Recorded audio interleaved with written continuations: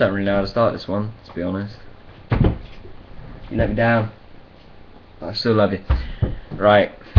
Yeah, we lost 5-0. It's very disappointing.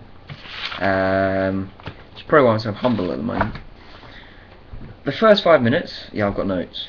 Nice colourful notes. I don't know if you can see how colourful they are. Is it focused? Yeah. Lovely and colourful.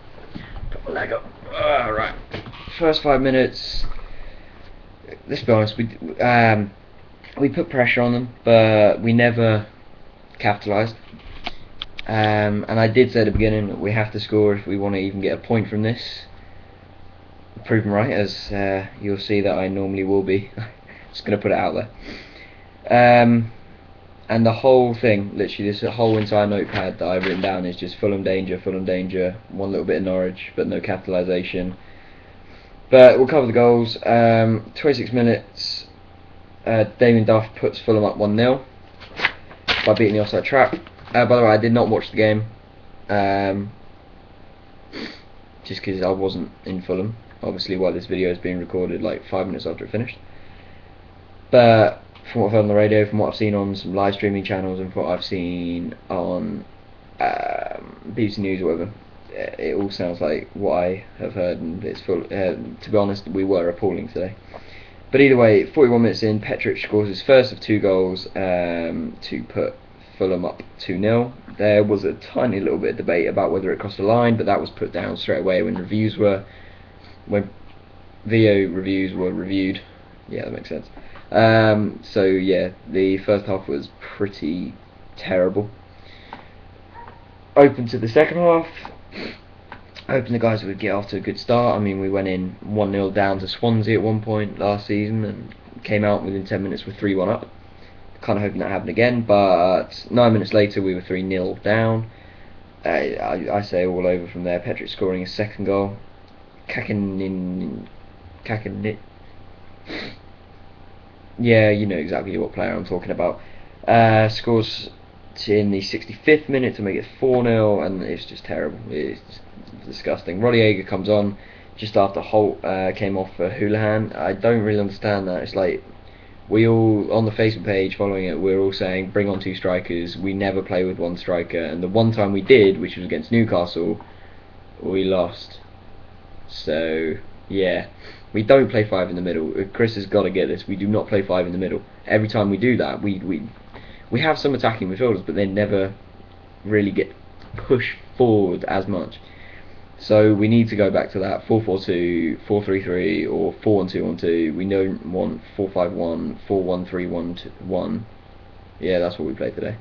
And as soon as I heard that, as soon as I heard it was 4-1-3-1-1, I just thought, no, it's terrible. If you go check out Talk Norwich City, his prediction with a 4-4-1-1, which looked very good. I mean, even with 1 person up front, that still looked more confident than the team we played today.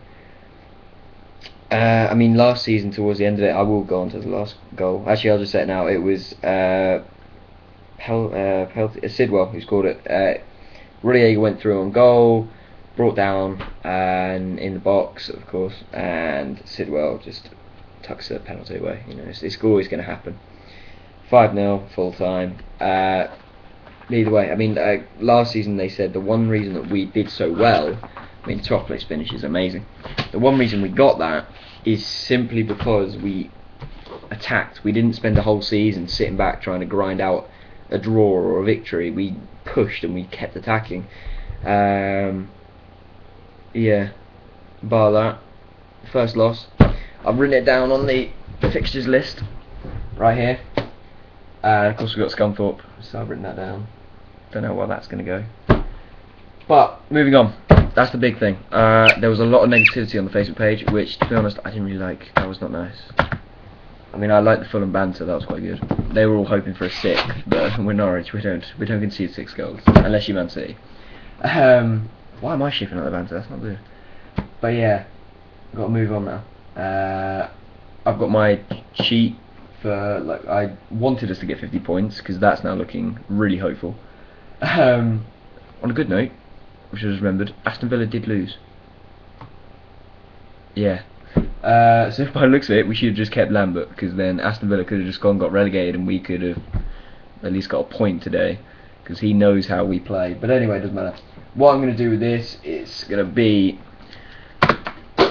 drop that pen already. No.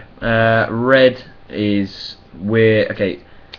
So after the first game last season, we were 1 point up. So red will be, I'll cross off the points for where we were last season at this point, and green will be where we are now. So, for example, say we lose to QPR, there'll be 2 lines crossed off on there, because of last season we were 2 points up by the second game. If we draw, we'll be 1 behind, and if we win, we go 1 ahead. So that'll basically give me and everyone else watching, because I'll refer back to it after every game, to see how, in relation to last season, where we are. Because if we do win against QPR, we'll then be up to 3 points, and we'll be ahead, basically. But that's the point, we've got to win against QPR. They did lose 5-0 today at home to Swansea. So last season their away form was quite atrocious, and our home form was quite good. So hopefully Chris can work out what he did wrong with the formation, because if we play like that against QPR, it's hard to say, but we will lose, because that formation is terrible. He needs to look back. I was kind of hoping that he'd look back over the videos of how we still lost, but what we did wrong. And I mean, the offside trap was the first opening goal last time to Damien Duff, and what happened this time? Offside trap failed. Duff is through and slots it past Ruddy. Not good. Especially also when Hodgson was there looking at Ruddy. So you can see 5 goals is not the best way to strengthen your CV for the England football team. But whatever, it's over. It's all over now. Hopefully we can turn around by QPR. I don't want to hear all the negativity. I mean, of course, comment what your thoughts were on the game and everything like that. Whether you're a Fulham fan, Norwich fan, any other sort of fan, you could be blooming, I don't know, Lowestoft fan. Actually, Lowestoft won 3-1 today, which was very good in the lower leagues. Happy with that. You're doing better than Bishop Stortford, which is my old team I used to support. But either way, comment what you thought. Of course, don't just go, oh, Norwich corrupt, let's get rid of Chris. He's had 1 game, let's be honest. I mean, Lambert's first game of the season, yeah, I think he did better. I can't remember 3 years back. But it's not all over. We got another 38 games, alright? We got ages to, well, not that. No, we got like 35. Something like that. 37. Yes. Yes. That is how much we have. But 37 more games to turn that around. And it's not all over, because QPR lost 4-0 on their opening day and scraped by. And to be honest, for me, I just want to make sure we don't succumb to second season syndrome. I actually said that right. That was good. I quite like that. But it's definitely not over. And I know I'm about to tune into talk, whatever, I can't remember what the radio show's called, because my mind is completely flabbergasted after that huge, ridiculous loss. But let's have a quick look. So yeah, QPR next week, and Scunthorpe after that. Scunthorpe is not important at all. I still believe we can get 7 points, because depending on how Tottenham play. Because if Tottenham don't play up to par, we might be able to sneak a draw. Either way, tell me what you thought of the game. Predictions for QPR, put them below. And if anyone gets the score right, I will, I don't know, put an annotation with your channel name up here and do stuff like that, all the crazy stuff. And give you a shout out, whatever. Don't really that, but just put it down below what your prediction is for QPR. Put your thoughts of the game, thoughts of the season, thoughts of everything. Don't just spam sack Chris. But yeah, I hope you enjoyed this video. I know it's a very painful video to watch, but see you guys later.